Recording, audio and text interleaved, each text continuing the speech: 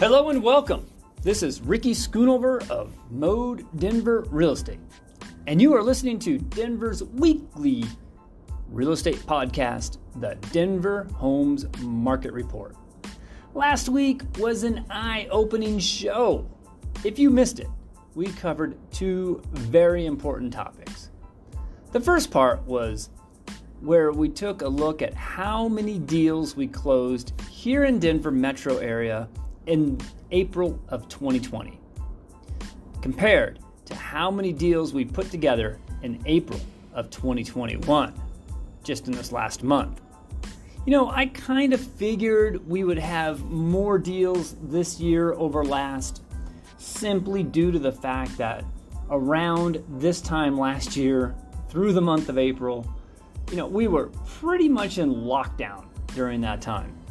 In fact, we were still figuring out what steps we needed to take as an industry to continue helping our clients buy and sell homes, but most importantly, how to do so while keeping everyone as safe as possible and minimize the risk of spreading this virus. Luckily, guidance was put in place through the Association of Realtors from the national to the state and finally into the local levels. All entities came together and worked with the scientific and the medical communities to make sure we were all informed on how to carry out the needs of our clients while mitigating the risks. We quickly transformed our day-to-day practices. We stopped conducting open houses, which at one point were open to the public. We stopped allowing overlapping showings, so there were not more than one party touring any particular home at any given time.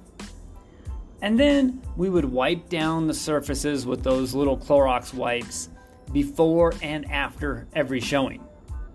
We asked everyone to please wear a mask, and we stopped driving our clients around in our own vehicles. And we asked that they would follow us and meet us at showings in their own cars whenever possible.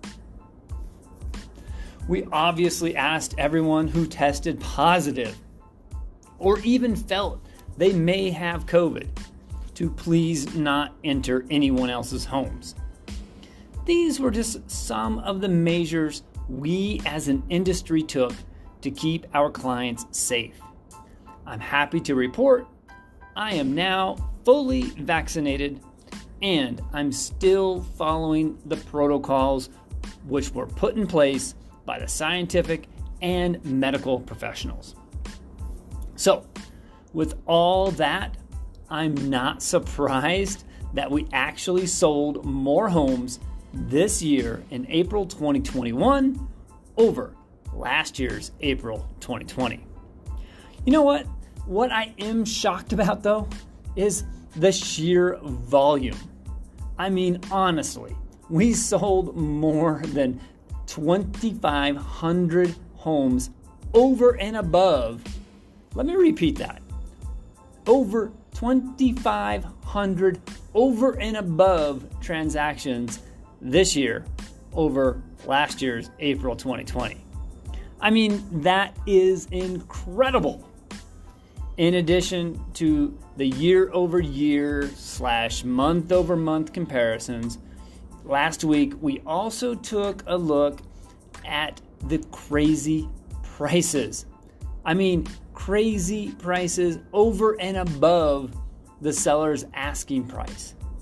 We had been seeing this year, we hit this really strange, crazy phenomenon where buyers were just clamoring to buy homes. I mean, there were about 3 months where we were seeing buyers willing to pay 40, 80, even 100,000 and more above even what the seller was asking for. So the price you saw the home listed for was nowhere near the current pool of buyers and what they were willing to pay. This was throwing the appraised values and the list prices really out the window. Now, I'm starting to see that that's sort of slowing down a little bit. If you did not list your home for sale, let's say in the last maybe 3 months, you likely missed a golden opportunity because it was nuts and really good for sellers who jumped into the market and offered their homes to that feeding frenzy. However, don't despair. I was going to come on today and explain how the inventory was going up. However, after researching the data, I found out that's really not the case. Despite some of the news around, real estate, you may have been reading where it says that, more houses are coming on the market. I saw a few articles myself, which says there was more people putting their homes on the market. So I wanted to talk about the rising inventory. But the fact is, the inventory is not growing. In January of 2021, we had about 13,000 homes available for sale.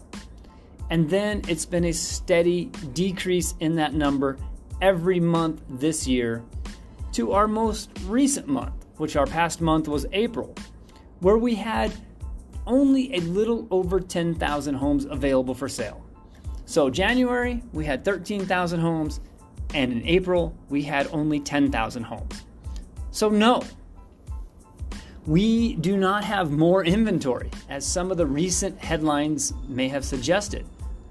I think what we are seeing is the stimulus money kind of drying up and being spent, and buyer demand getting back down to a more normal level. We clearly are not growing inventory, at least not here in the greater, Denver metro area. So it's not that more homes are coming on market. What this means is, moving forward, well, I never claim to know what the future holds, but for now, it looks like we are settling in to what will still be a seller's market. But you know what? The buyers have spoken. They are not willing to keep up that mob mentality throughout the entire summer. And this is really good news for everyone. When buyers who are motivated and well qualified cannot even buy a home due to the bidding war, sure, it's great for sellers, especially the ones that were listening to me early on, about 3 months ago, and jumped into the market to sell during that frenzy. But what about when the balloon deflates just a bit and the level of interest slows down? All this does when we have these huge volatile markets is it creates mistrust in the market. Sellers don't really know what they can realistically list their homes for sale for. And buyers either. If they can't win the bidding war, or worse yet, they get discouraged and they give up on their dream of buying a home altogether. So, we see that demand is backing off just a bit, which gives those of you who either did not jump in a few months back or simply could not compete and win a bid, you may now have an opportunity to get another run in at buying a home. The inventory still needs to rise faster than the homes that are being sold. That would be to, create that balance in the market. However, I'm happy with the trends I'm seeing this month. It must sound strange. Hearing from a realtor welcoming a slowdown in the market. However, that is 100% true. I want trust in the market. People will always buy and sell homes. We grow, we have job transfers, life goes through changes, and our homes reflect us in that lifestyle. Not to mention, buying real estate is not just a roof over your head. It's also a financial tool that has the potential to help you in every aspect of your life moving forward. When used properly, real estate can provide a nest egg for a secure retirement, or perhaps be that vehicle you use to at some point put a child or even a grandchild through college. And then, there are these products out there like the reverse mortgages, which may also be a tool you utilize later in life, where you can continue to live in the home and not ever make another payment. There are all sorts of ways real estate may help you later in life. Are there risks? Of course. It's an investment. If it was a zero risk game, all these other aspects I just mentioned above simply would not exist. There must be cycles in which the market runs through. And yes, there are inherent risks, but there's also rewards. There must be those who think the market will go up. And there also needs to be a certain number of people who thinks the market will go down at some point. This creates the motivations to buy and sell real estate. If the markets were guaranteed to only move upwards with no cyclical rhythm, we would simply not have the real estate market as we know it today. We need those who want to buy homes to be able to do so, and we need sellers who want to sell their homes. When we don't have that, or the equation is so far tilted where we have many people wanting to buy and then almost nobody wanting to sell, it creates a seller's market. That's great. But it does get to a point where just houses, they're not selling. So as a realtor, I like to see some level of balance. 4 to 6 months of inventory with an average days on market of 30 to 45 days, before you find that perfect buyer. That's sort of a healthy market. We do not have that right now. Right now, the average days on market, back in January of this year was about 9 days.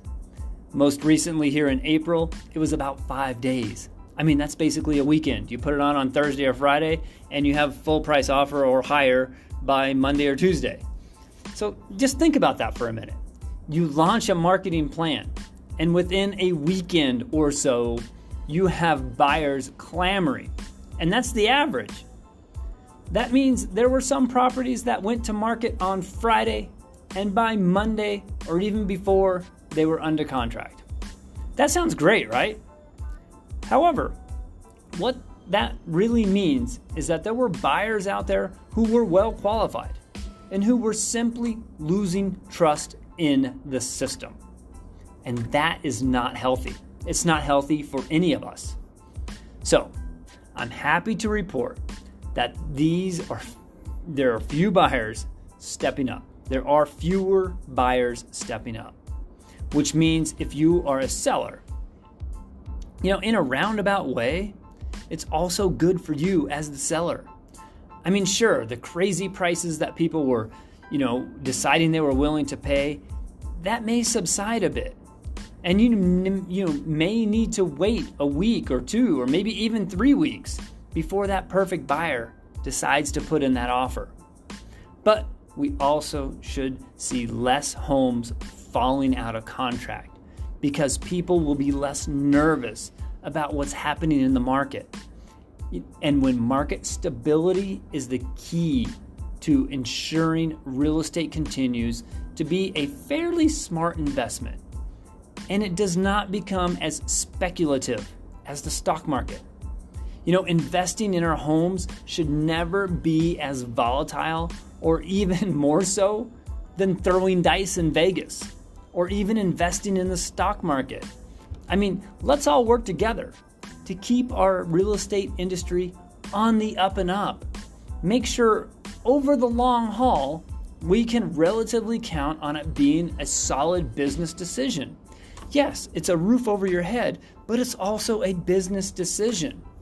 And never become such a gamble that we end up with a fallout like we saw back there in like 2008, 2010 timeframe. Okay, well, let's wrap today's show up. I appreciate you all tuning in each week on Thursday before 5 p.m. We still need inventory. We still need more homes to sell. So if you're thinking of selling your home, let's please schedule an initial walkthrough with me, and let's see if it's your time to sell. And if you are a buyer, please don't be discouraged. I mean, we are indeed finding success even in this tough market. So give me a call. Let's see if we can make you a homeowner. My phone number here, 720-688-5110. Other than that, I thank you, and I hope you'll all tune in next week. Please visit my website, very similar to our podcast here, www.denverhomesmarket.com. You have been listening to Denver's weekly real estate podcast, the Denver Homes Market Report. And this is Ricky.schoonover with Mode Denver Real Estate. Have a great week, and we'll see you next Thursday.